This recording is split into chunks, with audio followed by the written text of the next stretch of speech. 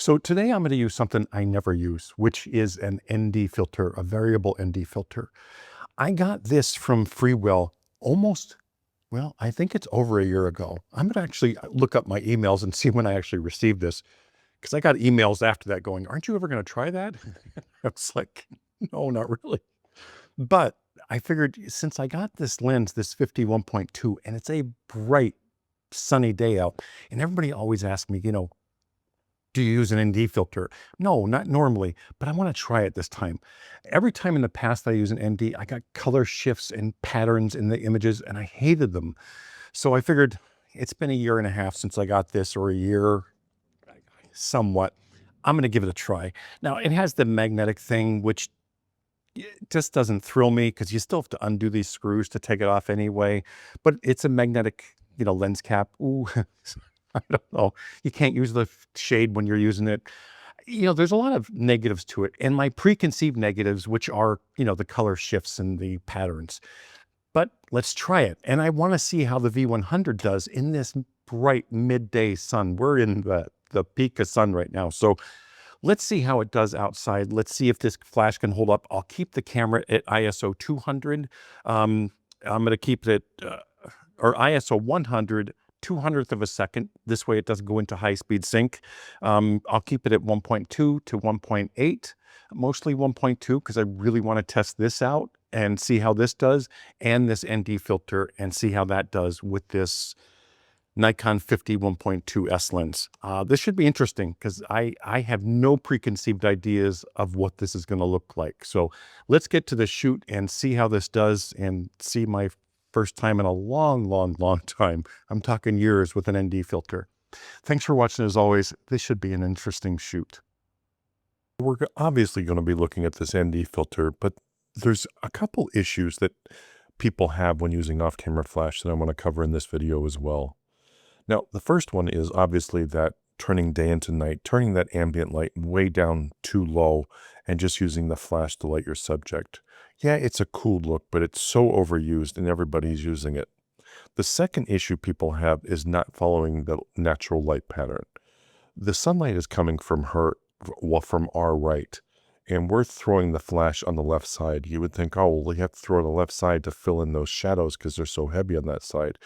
And that's the wrong way to look at this, because our natural vision is looking at those light patterns, like say on the trees behind her. You can see the light coming from camera right, yet we have a flash coming from camera left, and it doesn't look natural. You need to move that flash over. And even here, like I'm centering it more on the camera, but you're still going to notice more light coming from that left side versus the right side where the natural sunlight is coming from. And it just doesn't make sense. When our minds see this is not something we see naturally. So it's going to bother most people, and they won't know why. They won't know what it is about the images that's bothering them, other than it's unsettling because it doesn't look natural. Now, if we move that light all the way to the right side, this is going to look a little bit more natural. Now, we can feather it across her just a little bit to fill that left side in with those shadows. It's going to give us the same effect that we want, filling in those shadows, but it's going to look a lot more natural. Anytime you see any kind of background or anything with light on it and shadow on it, putting that light on the wrong side is going to bother the viewer, and they won't know why. It's just not that image or not natural looking. Now, backlit images, you think, oh, well, where am I going to put it? The light is obviously going to fall a little bit to the left or a little bit to the right. So if I put this a little bit to the left where the sun is coming from behind her, it's just a hair off to the left. It's still going to look a little bit more natural than it would on the opposite side of her, say if I put it to camera right all the way. Now, these are still, hey, this looks like a flash image, and that's fine. But out of camera, I want as natural as I can get. Now, with an ND filter, this is a little bit more difficult than normal for some reason for me. You really have to fine tune this in, because it's so easy to take that ND filter down all the way to the full 7 stops and, turn that day into night kind of a look.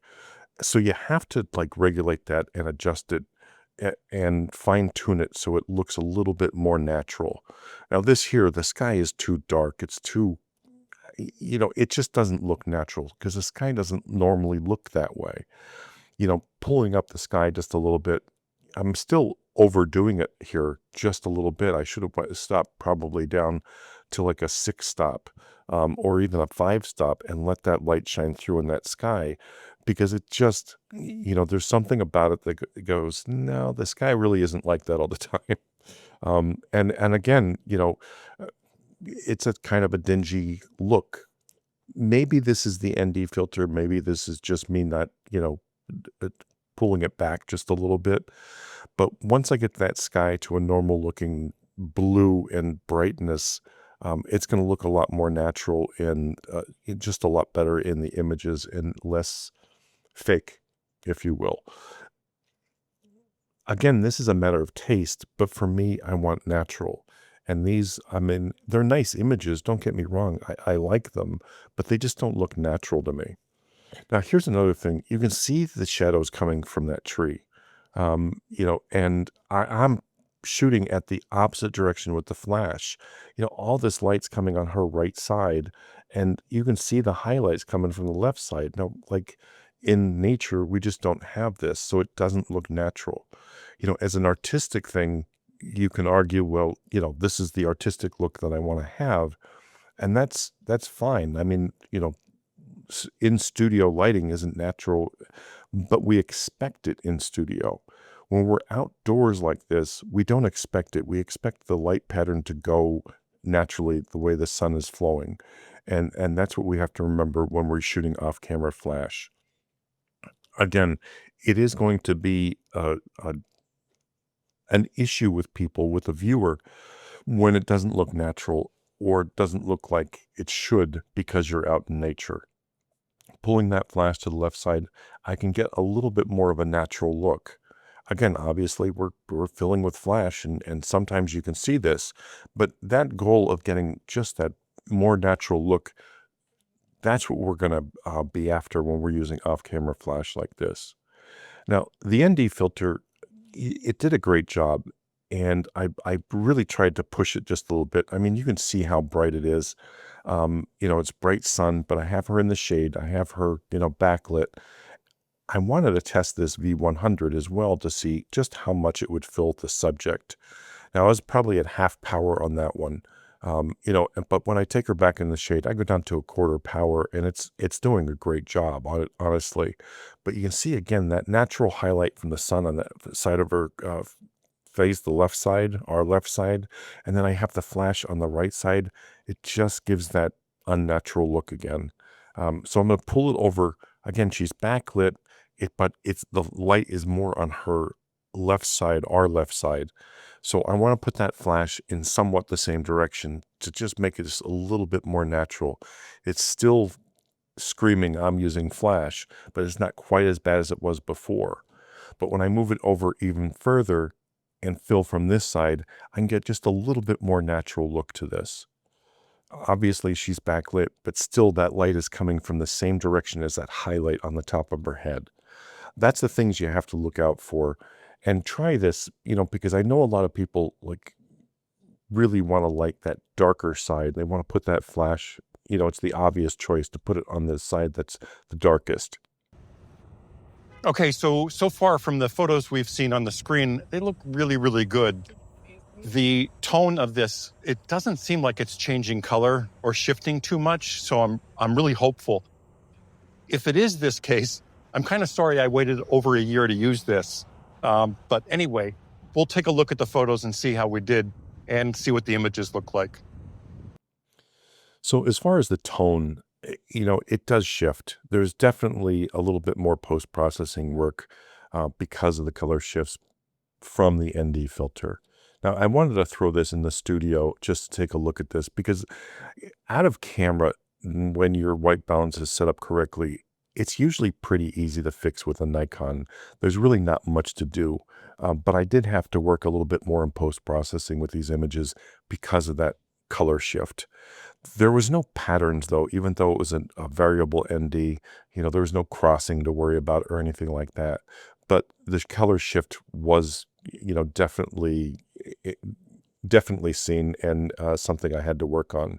Now, I couldn't use a regular the flash color meter that I normally use because it wouldn't do me any good.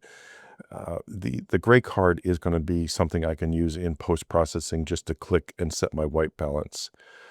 Anyway, I hope you enjoyed this shoot. If you have any questions, leave them below. But yeah, this ND filter looks really good for what it is and what it did for the shoot.